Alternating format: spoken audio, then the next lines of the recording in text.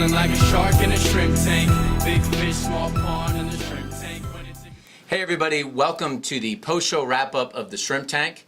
You can always catch all of the podcasts, including the one today that we had David and Rich on shrimptankpodcast.com. There are fabulous interviews that are on there, also articles that can help you as you try to run your business. We had our guest on today, Rich Valladares, who is a business-to-business attorney, but his firm Greenberg, Traurig, works with all kinds of business owners. And we have David Dixon, who's one of the best commercial real estate agents that I know in the city of Atlanta. And we've got Kurt Brucker, who's working with me this summer and also one of the rising students at Kennesaw State University. So thanks a lot, guys, today for the show, because we normally are just talking about the business of running a business, but today there was some really great advice that you gave these entrepreneurs that are watching this video about things they should be doing in their business to protect themselves. And David, I know that you lease a lot of properties in the city of Atlanta. You take tenants around. What would you recommend for an entrepreneur that's looking to lease out their first space? What kinds of pitfalls or things should they look out for when they're going to a lease agreement? Absolutely. To expound on what we had on the radio show, two areas to always look for in a lease, one being a relocation clause, in the sense, can the landlord relocate my business in a different space in a building with a certain amount of notice? I always fight like hell to get these out of the leases because of how they can disrupt a business. They can be costly, even though the landlord says they're going to cover all the relocation cost. It can be something, and Rich can speak to it because he and I have worked on one together, where they say they're going to pay for something and they're held to it by the lease, but then they try to wiggle out of it at the last minute. One day you're next to Starbucks, the next day you're next to a consignment shop. Exactly. Correct. And the second biggest thing, I say it's really number one before the relo, is the personal guarantee.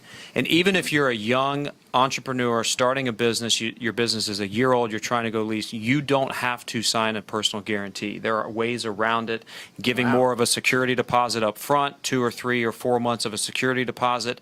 And if the financials are good on the company, it doesn't mean that just because the company is young means you have to sign a personal guarantee. I personally do not like having my clients sign personal guarantees because, as Rich can tell you, they can be as open-ended as coming after everything, including your house, your cars, everything, to basically fulfill the lease agreement if you can't pay it.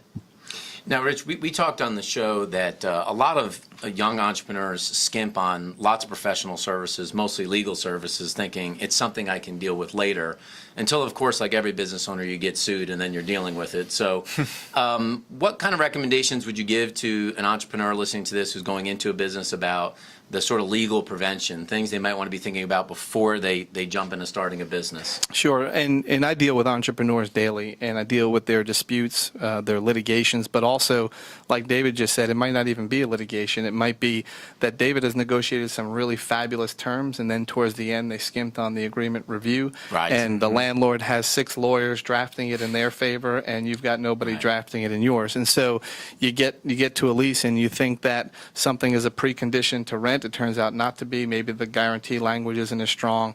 Maybe there's a reloc clause where you can spell out specifically who gets the cost if in fact you're burdened by one. Yeah. And so you need to make sure that you spend all of these expenses up front because they're minimal compared to what happens when the dispute actually occurs.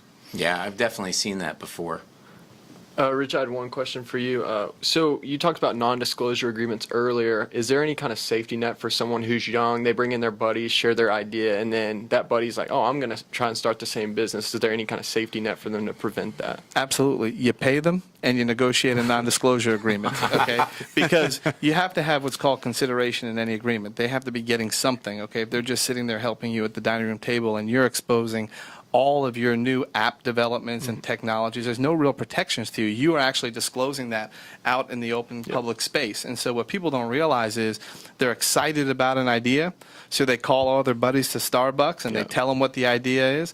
And then when somebody walks away and uses that idea or even a piece of that idea, they're furious. But the reality is when you have a trade secret, when you have something that you develop that you think has some legal protections that no one else knows about, you have to put those legal protections in place, and there are certain fundamentals in that agreement that have to be met. You have to have consideration. You have to make sure they sign on. You have to spell out what the trade secret is and what specifically is protected and not. And there are many state and federal requirements that you have to fit through that hole in order to have protection over your secret. Well, you guys gave us some great advice on the show today. You can always catch a replay on shrimptankpodcast.com. For those folks that are watching the video today and want to get in touch with you, either on the legal side to use your legal services or on the commercial real estate side, Rich, how can folks get in touch with you? They can call me at Greenberg Traurig, 678-553-2455. And David, how can folks get in touch with you? Best way is my cell phone, 678-789-1617. Folks, you heard from some of the best today on the legal side and on the real estate side. 3 letters for you after listening to Rich, NDA. You want to get a good one of those set up because Absolutely. It'll save you a lot of heartache from those Starbucks conversations about your new business. Thanks as always for watching the Shrimp Tank and the Shrimp Tank podcast and our post-show wrap-up.